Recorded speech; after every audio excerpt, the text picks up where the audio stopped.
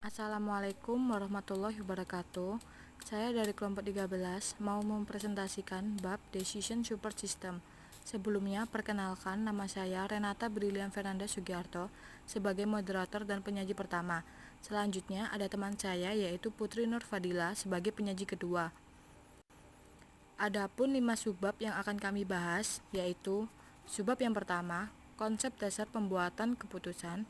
Yang kedua, cara menggunakan informasi dari sistem penunjang keputusan. Yang ketiga, model sistem penunjang keputusan. Yang keempat, simulasi dan contoh permodelan. Yang kelima, sistem penunjang keputusan berkelompok. Pertama yaitu konsep dasar pembuatan keputusan. SPK atau sistem pendukung keputusan adalah sistem interaktif yang memberikan akses yang mudah ke model keputusan dan data kepada pemakai guna menunjang tugas pembuatan keputusan semi terstruktur dan tak terstruktur. Perbedaan khusus antara TPS dan SIM di satu sisi dengan SPK di lain sisi. Yang pertama, SPK mempunyai variasi informasi penunjang keputusan tertentu yang berada dalam berbagai bentuk format. Yang kedua, TPS dan SIM di satu sisi informasi yang bersifat tidak fleksibel guna mengevaluasi tingkat dan jenis keterlibatan manajemen yang diperlukan dalam SPK. Akan dikemukakan kerangka untuk mengevaluasian model seperti ini. Kerangka ini dihasilkan dari pengkategorisasian proses secara intuitif dan logis maupun dari literatur yang ada. Sistem informasi manajemen adalah sistem yang memberikan informasi untuk digunakan dalam pembuatan keputusan guna menyelesaikan masalah bagi para penggunanya. Perkembangan aplikasi dalam organisasi telah berkembang dalam model dikategorikan sebagai sistem pemrosesan transaksi, sistem informasi manajemen, sistem pendukung keputusan. Baik TPS maupun SIM ditunjukkan bagi arus informasi terstruktur untuk menunjang proses pengorganisasional rendah dan menengah. Sistem pendukung keputusan atau SPK mempunyai keputusan yang sangat spesifik, yakni memberi bantuan kepada para pembuat keputusan manajemen tingkat menengah dan atas dalam pembuatan keputusan yang sangat penting. Selanjutnya yaitu cara menggunakan informasi dari sistem penunjang kebutuhan. Pada dasarnya ada dua pengguna informasi dalam sistem penunjang keputusan ini menurut manajer, yaitu yang pertama, mendefinisikan masalah. Pendefinisian masalah adalah usaha definisi dari pendekatan sistem. Yang kedua, memecahkan masalah tersebut. Manajer menggunakan informasi untuk memecahkan masalah yang telah diidentifikasikan. Umumnya dalam laporan berkala dan khusus digunakan dalam usaha definisi dan simulasi usaha pemecahan. Laporan berkala dirancang mengidentifikasikan masalah kemungkinan besar akan muncul. Manajer juga melakukan query terhadap database, menemukan masalah atau mempelajari lebih jauh lagi mengenai masalah yang telah diidentifikasikan. Maka laporan berkala dan khusus memecahkan masalah caranya mengidentifikasi keputusan alternatif, mengevaluasi dan memilih alternatif tersebut, dan memberikan informasi lanjutan. Yang pertama, laporan berkala dan khusus.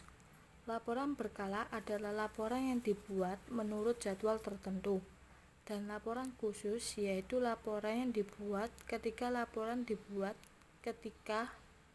sesuatu yang tidak seperti biasanya terjadi. Yang kedua, laporan lengkap dan ringkas. Laporan lengkap adalah laporan yang memberikan spesifikasi mengenai setiap tindakan atau transaksi dan baris yang mewakili tindakan atau transaksi disebut baris lengkap. Sedangkan dengan laporan ringkas, yaitu laporan menyertakan baris yang mewakili beberapa tindakan atau transaksi. Selanjutnya yaitu model sistem penunjang keputusan. Sistem penunjang keputusan tidak ditentukan untuk membuat keputusan, melainkan melengkapi kemampuan untuk mengelola informasi yang diperlukan untuk membuat keputusan. Sistem pendukung keputusan membantu manusia dalam proses membuat keputusan, bukan menggantikan perannya dalam mengambil keputusan. SPK dirancang secara khusus mendukung seseorang yang harus mengambil keputusan-keputusan tertentu. SPK merupakan produk gabungan antara keputusan terstruktur dan tidak terstruktur. Yang pertama, masalah terstruktur. Suatu masalah memiliki struktur masalah pada 3 tahap: intelijen, rancangan, dan pilihan. Yang kedua, masalah tidak terstruktur. Masalah yang sama sekali tidak memiliki struktur 3 tahap. Yang ketiga, masalah semi terstruktur. Masalah memiliki struktur hanya 1 atau 2 tahap. Selanjutnya saya akan menjelaskan, yaitu Simon mengajukan model gambaran proses pengambilan keputusan dibagi menjadi 4. Yang pertama, intelijen, tahapan proses penelusuran dan pendekatan dari lingkup problematika serta proses pengendalian masalah.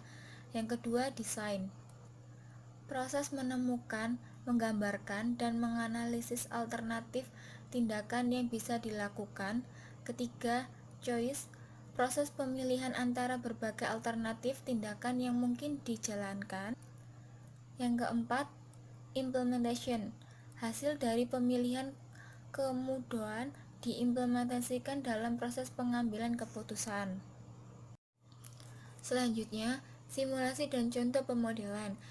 Simulasi adalah meniru proses real yang disebut sistem dengan sebuah model. Untuk memahami bagaimana sistem tersebut bekerja, dibagi menjadi 4. Yang pertama, model fisik dan model matematik. Model fisik adalah tidak dibekal pada berbagai model yang biasanya penting dalam sistem analisis dan riset operasi. Model matematik adalah menggunakan notasi-notasi dan persamaan-persamaan matematika untuk merepresentasikan sistem yang hubungannya erat dengan kecepatan, waktu perjalanan, dan jarak. Yang kedua, model statis dan model dinamis. Model statis merepresentasikan sistem pada waktu utama, atau model ini menggunakan untuk menunjukkan sistem yang mana permainan waktu sederhana tanpa aturan. Contohnya seperti model Monte Carlo.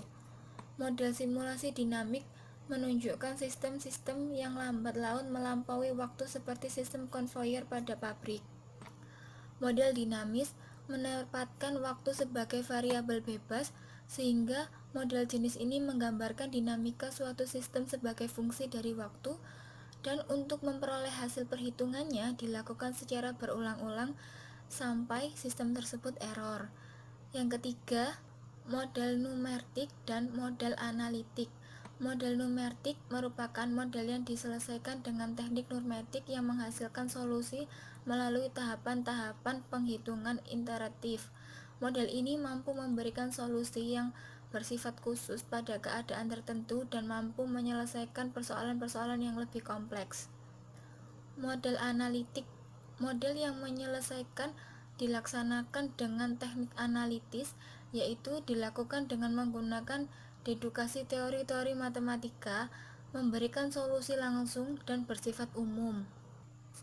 Keempat, model simulasi. Didefinisikan suatu model sistem yang dikomponenkan direpresentasikan oleh proses artimatik dan logika pada komputer, memperkirakan sifat dinamis sistem tersebut. Simulasi merupakan pemodernan suatu proses atau sistem sedemikian rupa sehingga model menyerupai sistem nyata dengan segala event yang terjadi di dalamnya. Selanjutnya, sistem penunjang keputusan berkelompok.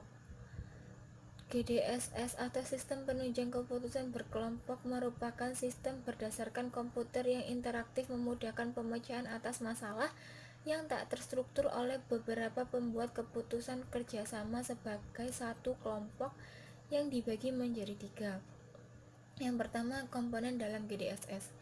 Komponen dalam GDSS meliputi hardware, software, orang, dan prosedur serta sifat penting dalam GDSS. Dibagi menjadi 5. Yang pertama, GDSS adalah sistem rancangan khusus, bukan menyerupai konfigurasi komponen sistem yang sudah ada. Yang kedua, GDSS bertujuan mendukung kelompok membuat keputusan dalam melakukan pekerjaan mereka. Yang ketiga, GDSS mudah dipelajari dan digunakan. Yang keempat, GDSS bersifat spesifik atau umum. Yang kelima, GDSS mekanisme built-in. Kedua, aktivitas. Aktivitas terjadi dalam kelompok dan memerlukan dukungan berdasarkan komputer dibagi menjadi tiga. Yang pertama, pemegang informasi memilih nilai data dari database maupun pemanggilan informasi sederhana. Kedua, pemegang informasi menampilkan data pada layar penampil agar dilihat oleh semua kelompok. Yang ketiga, pengguna informasi mencakup aplikasi teknologi software, prosedur, dan teknik pemecahan masalah kelompok untuk data. Yang ketiga, teknologi GDSS dibagi menjadi 4. Yang pertama, hardware.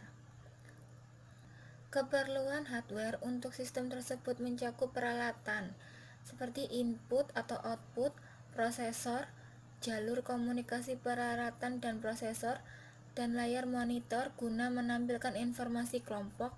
Kedua, software. Komponen teknologi GDSS paling khusus adalah software secara khusus mendukung kelompok proses keputusan. Ketiga, orang-orang. Komponen people dari GDSS meliputi anggota kelompok dan bertanggung jawab atas peroperasiannya di teknologi GDSS ketika digunakan. Yang keempat, prosedur. Komponen GDSS adalah prosedur memudahkan operasi pengguna teknologi oleh anggota kelompok menjadi efektif. Sekian presentasi dari kelompok kami. Bila ada salah kata dan perbuatan, kami mohon maaf yang sebesar-besarnya. Wassalamualaikum warahmatullahi wabarakatuh.